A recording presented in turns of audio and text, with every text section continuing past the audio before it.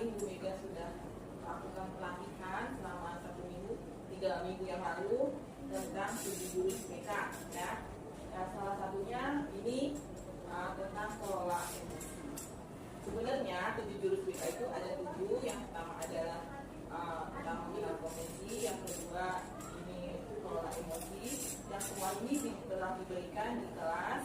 Nah, tapi untuk lebih jelas lagi untuk ibu guru mungkin perlu juga mengetahui jurus BK yang akan saya terangkan hari ini ya. Sudah siap ibu guru? Siap. Semua sudah siap dulu ya, semua ya. Ya baik, tapi sebelumnya kita sama-sama dengerin lagu dulu ya untuk tentang jurus BK ini ya.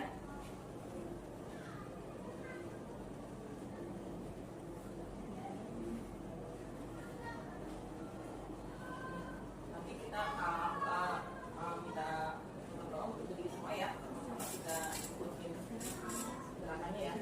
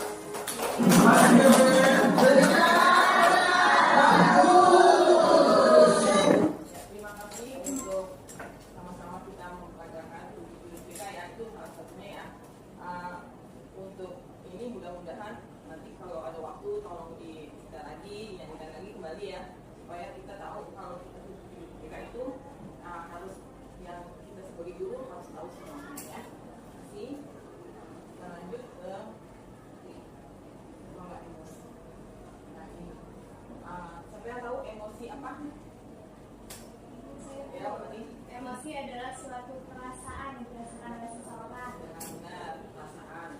Bentuknya seperti apa? Misalnya kalau perasaan, ada yang tahu misalnya hari ini juga kadang-kadang emosi itu bisa berubah-berubah ya, tergantung kitanya bagaimana. Bisa aja pagi-pagi tiba-tiba rasanya udah senang, tapi di sekolah tiba-tiba nanti jadi tidak senang lagi. Nah itu tergantung juga ya perasaan apa yang kita alami hari ini atau siangnya atau sorenya malamnya juga emosi ya.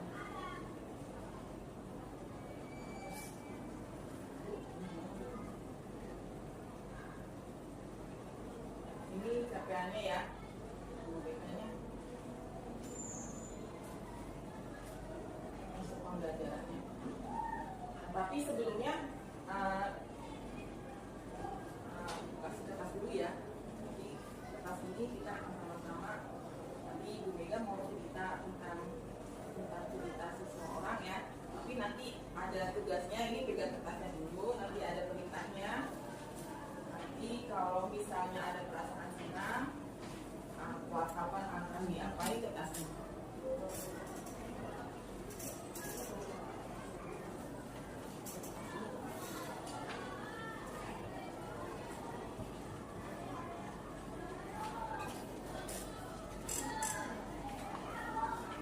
Ya baik ya, kita mulai.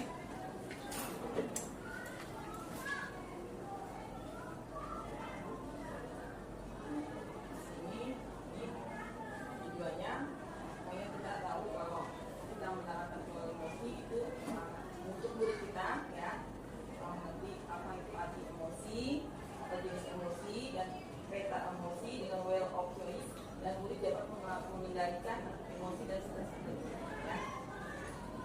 Ini nanti dalam pelaksanaannya kita menggunakan tahapan AKA.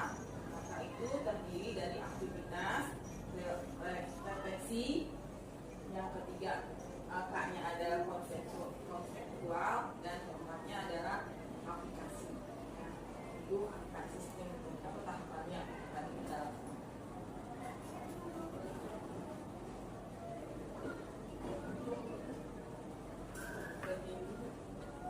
Kita lanjut ya. Tadi sudah dikasih kertas. Sekarang kita main SDG dulu, namanya kertas emosi ya. Kertas emosi. Nah di situ nanti kertas emosi yang pertama adalah kalau misalnya nanti saya ibu menerangi memberikan cerita, bisa merespon dengan kertas emosi itu ya. Misalnya gini, kalau misalnya ada kalian rasanya ibu-ibu atau anak-anak merasa senang, silakan kertasnya diusap. Usap ya, usap aja. Ya, kalau senang ya. Tapi kalau misalnya kesel, nah itu nanti kertasnya terserah, boleh dilecekin atau boleh diremas ya. Ada bahasa yang tidak disukai dari cerita yang akan disampaikan nanti ya. Nah, terusnya jika merasa marah, silakan dirobek boleh kertasnya ya. Boleh dirobek, boleh dihancur-hancurin, pokoknya kertasnya itu ya.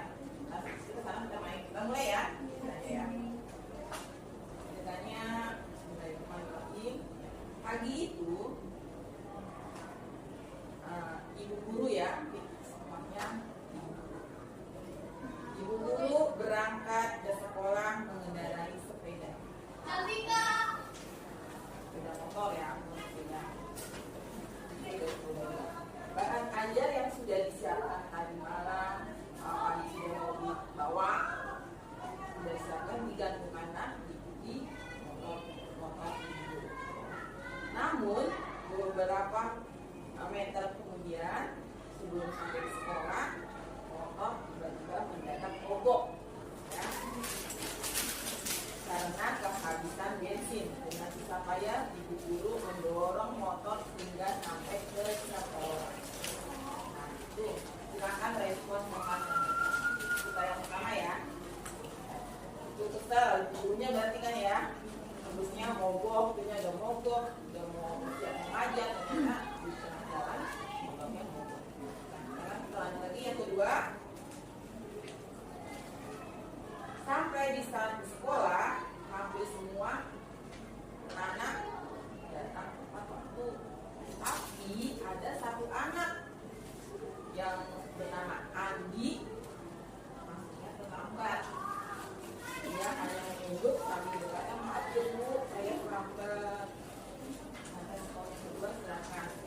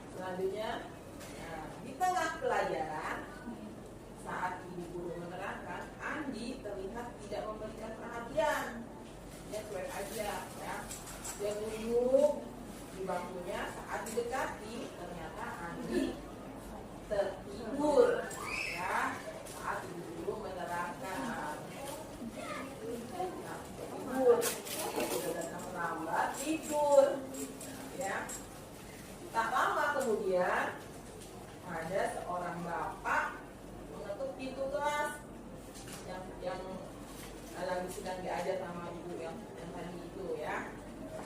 Kami bilang bapak berkeras, maaf ibu, assalamualaikum, saya pamannya Andi. Pamannya Andi, sebetulnya Andi sudah 3 hari di rumah sakit karena menunggu ayahnya yang sedang sakit. Jadi dia kurang tidur Bu. Tapi Andi maksa selalu ingin berangkat ke sekolah walaupun dia merasa lelah dan ngantuk ya, karena tidak mau ketinggalan pelajaran. Sekarang saya izin mau jemput Andi karena ayahnya masuk ICU. Paman Andi juga mengeluarkan sebuah bungkusan dari tasnya. Oh iya, dulu tadi di tengah jalan saya menemukan sebuah bungkusan di dekat sekolahan sebelah sana.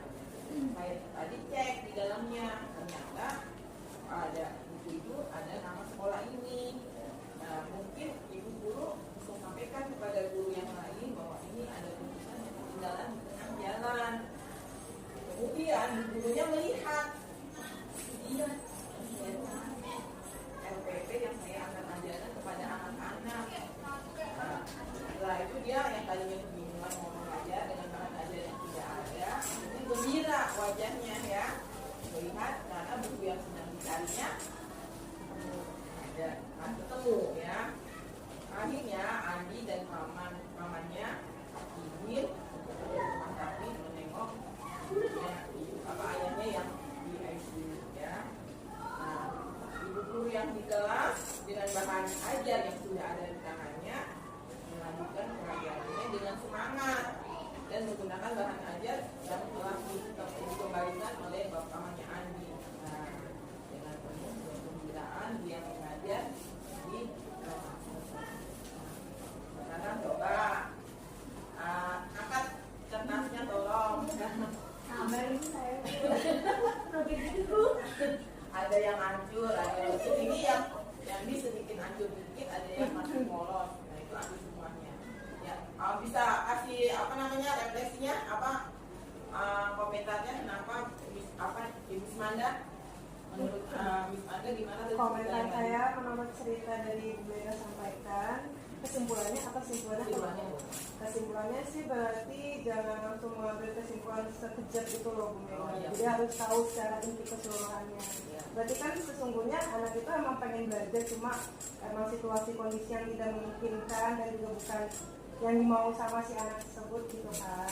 Jadi emang kita sebagai guru juga harus tahu lebih mendalam si karakteristik anak tersebut. Kenapa alasannya jangan langsung ngejudge kamu ini tidur gitu. Ada lagi yang mau kasih komentar atau kesimpulan ya? Coba ini ya. Boleh atau ibu enggak ya ibu Linda kalau saya tadi pas ibu cerita saya jadi ngebayangin gitu ya. Cuma memang waktu saat tidur saya nggak terlalu marah karena saya lagi mikir alasan aku tidur apa gitu. Karena kan ceritanya belum selesai, jadi saya sambil mikir menduga-duga anak ini kira-kira alasannya kenapa. Terus jadi saya sambil berpikir reaksi emosi apa yang saya keluarkan, saya pikir dulu alasannya gimana gitu ya, kayak alasan tentang cerita yang disampaikan. Ternyata ya saya perlu bersabar untuk mengekspresikan satu emosi terlebih dahulu sampai saya bisa tahu keadaan realnya seperti apa. Terima kasih ya. Ada budela yang sudah hancur-hancur itu. Tapi sobek soalnya pada kesel banget berarti. Ya mungkin ini juga menjadi pelajaran juga ya Bu untuk kita sebagai pendidik, yang mana jangan mudah mengambil kesimpulan karena setiap anak, perilaku yang ditampilkan anak itu memang tidak semata-mata itu yang tampak ya begitu gitu, tapi pasti ada alasannya di balik sikap yang anak tampilkan gitu. Nah mungkin bisa juga ketika masuk ke kelas itu anak menyampaikan alasannya kenapa, atau gurunya menanya komunikasi dua arah, yang mana si guru juga jadi tahu oh alasannya ini, oh penyebabnya ini. Atau misalnya kalaupun gurunya lagi sibuk ngajar atau apa, anak pas masuk bisa inisiatif langsung menyampaikan, maaf Bu, saya telat karena saya harus ini. Oh, jadi gurunya juga nggak menduga-duga sendiri gitu. Jadi bisa sama-sama menyampaikan gitu. Guru misalnya mungkin Bapak Ibu gurunya ada lupanya gitu, atau lagi sibuk ngapain jadi lupa nanyain, anak juga bisa membantu dengan langsung aja nyampein kenapa gitu. Makasih ya Bu ya. Jadi kita sebenarnya emosi itu kita harus melihat dulu dan harus kitanya ya sampai selesai, baru kita merespon apa yang akan kita berikan kepada teman itu ya. Jangan langsung baru kita sebenarnya semuanya sobek kita atau gitu ya. Berarti gimana seperti dulu kita itu juga harus kesabaran ya, benar ya. Kesabaran itu harus di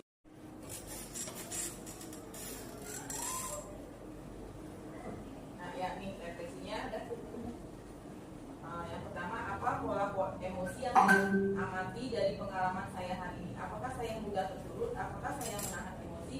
Apakah saya sadar akan emosi saya sebelum bertindak? Gimana? Ada yang bisa bantu jawab? Kira-kira emosi yang kalian terapkan, apa ibu-ibu sudah terapkan dengan kertas emosi tadi? Apakah mudah tersulut? Tidak.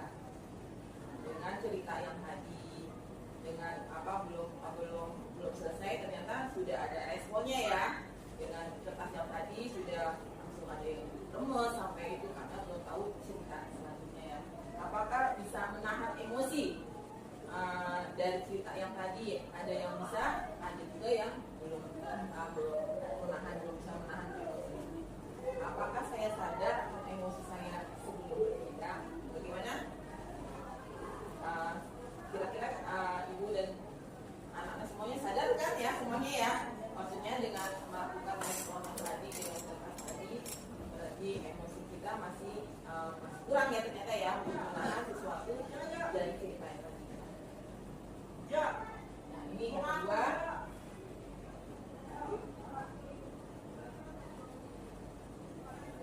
apa yang saya pelajari tentang cara saya mengelola emosi? Apakah cara saya efektif atau justru membuat keadaan lebih buruk? Gimana pendapatnya? Boleh kasih respon setelah mempelajari cerita tadi aja dulu, cerita yang tadi itu bagaimana? Apakah dengan cara yang tadi itu dengan kertas marumas itu keadaannya lebih buruk atau tidak? Tidak. Kalau tidak berarti harus ada alasannya kenapa. Boleh? Kenapa yo? Berarti kalau kita mempelajari emosi kita juga harus tahu apa aja emosi yang kita ada dalam diri kita sendiri ya. Kita harus tahu juga apa hari ini, apakah kita emosi kita hari ini senang atau tidak, atau sedih, atau kecewa atau bagaimana ya. Kita harus mengetahui semua ya. Yang ketiga, apa yang saya butuhkan untuk mengelola emosi yang lebih sehat? Misalnya nih,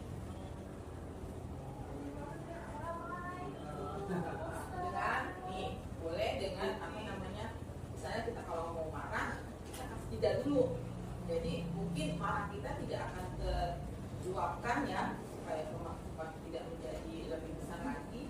Ya mungkin dengan teknik nafas ya, dengan berbicara dengan orang lain, mungkin bercerita ya, supaya marah kita agak tersalurkan dan tidak menjadi besar banget, mungkin seperti itu ya.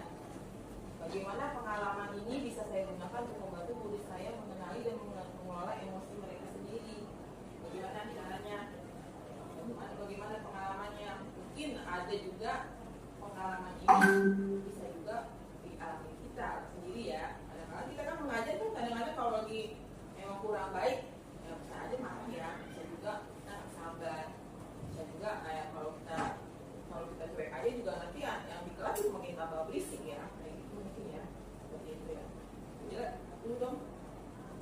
Cerah, Rudi jalan ke kampus dengan sumringah. Tiba-tiba ada motor lewat genangan air dan menjebak Dudi. Pagi yang cerah jadi penuh amarah. Untung ada WA. Mama baru transfer uang bulanan. Biar basah, saldo bertambah. Dudi buka sosmed sekalian.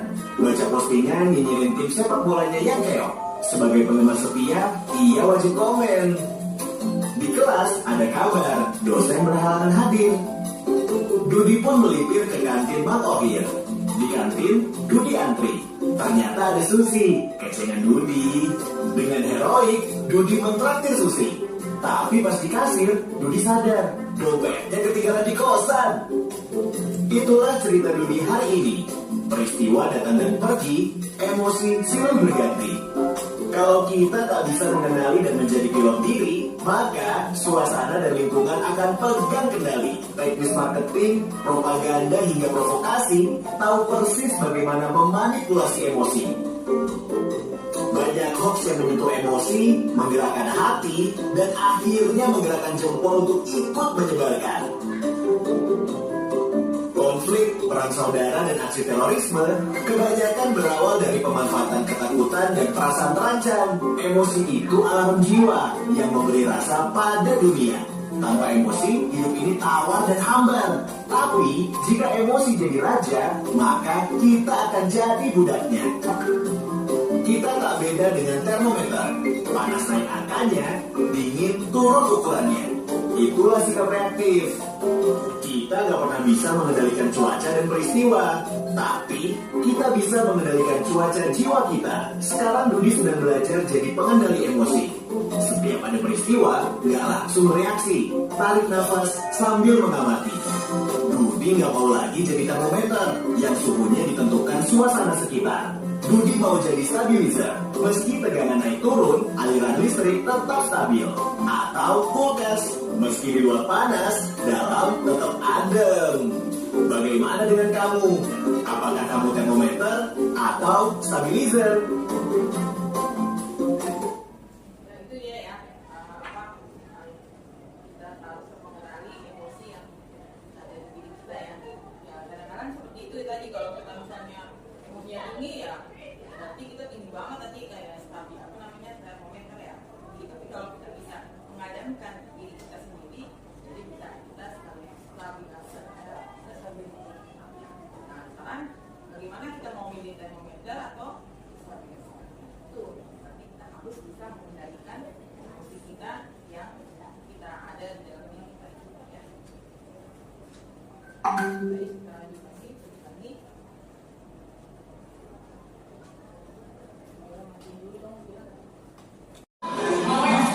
Oh, pantas gak punya bapak ngomong terus ngomong gitu. Udah, diam kamu.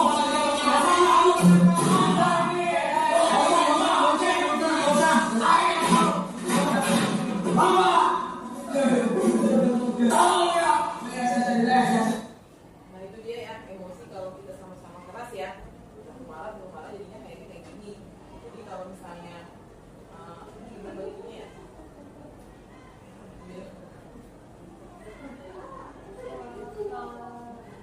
drag lagi yang di atas slide, kirim lagi website-nya, yang tab di atas dipencet aja, yang mana ini untuk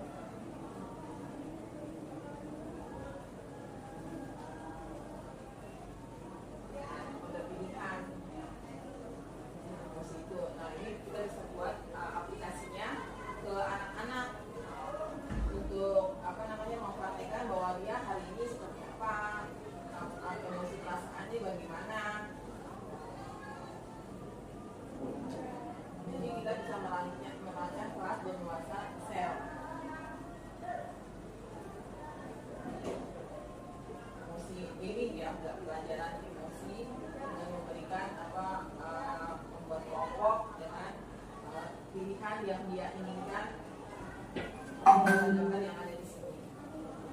Jadi bisa juga membuat yang satu kelompok dengan papan cuaca emosi, yang kedua kelompoknya bisa roda pilihan. Roda pilihan ini papan cuaca ya. Ini roda pilihan, atau membuat emosi tracker yang atau senang, ya, atau marah, atau cemberut, atau datar, atau apa ya. Dan atau bisa juga menampilkan drama